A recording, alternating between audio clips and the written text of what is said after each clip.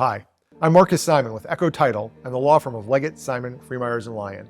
And I'm here with a legal update that we think agents need to get up to speed on right away. In the last week or so, we've started to get some fairly urgent requests from people for our take on a legal opinion that's circulating that raises serious questions about whether joint ventures between individual real estate agents and established title companies can ever be RESPA compliant. And beyond that, whether the agents participating in them might have legal liability under federal consumer financial protection law. Last week, the law firm of McGuire Woods, a prominent DC and Virginia law firm, issued a white paper, or a legal opinion, and it's authored by Jeff Ehrlich, who's a former enforcement counsel for the Consumer Financial Protection Bureau, that's the old CFPB, and Aaron Ashwell, who's in fact the former Chief Deputy Attorney General here in Virginia. And I'm not going to read you the whole opinion. It's several pages long, very detailed, with lots of footnotes and explanations to justify their conclusions. But their conclusion is there really is no way for these joint ventures between individual agents and established title companies to be RESPA compliant. And even if you could make it compliant, there's another risk to agents who refer their clients to them, which is that they'd be violating federal consumer protection statutes by referring clients and consumers to companies which they had an ownership interest. Here's how it works. Here's the pitch. Hey, we've looked at your production numbers, and based on the amount of volume we've done over the past few years, we'd like to invite you to go into business with us and start your own title company with us. After all, you've got to send your settlements somewhere, and for years you've been sending them to somebody else to make money. Here's an opportunity for you to earn the profits on the settlements you send to your title company because you're going to own it. Now, as soon as you show any interest, they say, well, look, before I can show you the details, I need you to sign a non-disclosure agreement. Because we've hired an attorney and he's cracked the code. And he's come up with the secret recipe that we can use that actually makes this all RESPA compliant. The problem is there is no way to make these RESPA compliant. RESPA says that you can't get a thing of value back in return for the referral of business. So any type of business arrangement in which you get paid based on how much business you send to the venture is going to be illegal under RESPA. It's going to be a kickback. If you were in an arrangement where you made money, the more money the whole company makes, and it didn't matter how much money you brought to the table, then you might have a compliant deal. But all these ventures work the same way. You're chosen because of how much money you're able to make for the company. The returns you get on the investment are based on your ability to keep making that much money for the company. And if you stop making money for the company, your ownership goes down and you don't get paid. Now, you can paper over that however you want. You can call it returns on investment. You call them shares, call it return on equity, call it a marketing commission.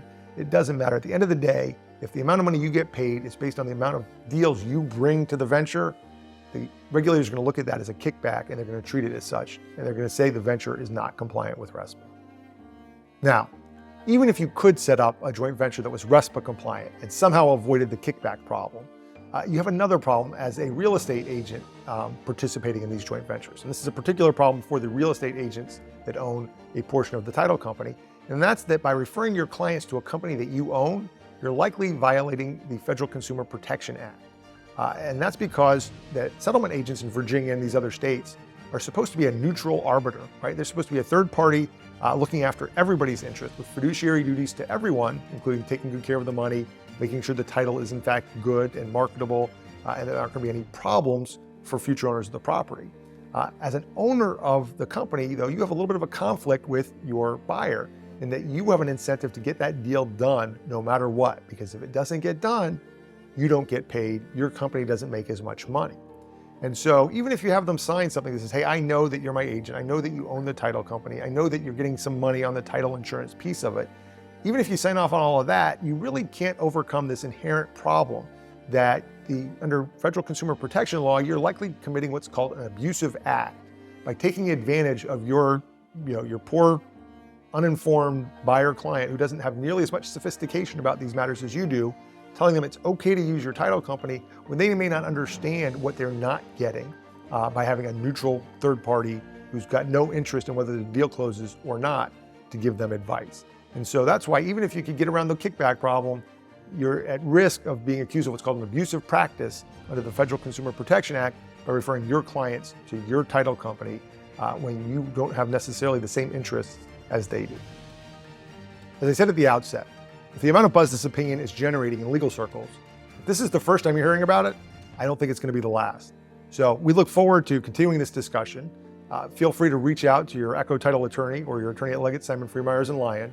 If you have questions about any of the details, if you want to follow up on some of the things that you heard in the video today, we're always available to talk to you. I know there's going to be a lively discussion about this in the group, and I look forward to following your comments below. This will not be the last to hear about this from us probably either as this continues to develop. I know that there are lots of people looking at this opinion, and we may see some enforcement actions coming down the pike.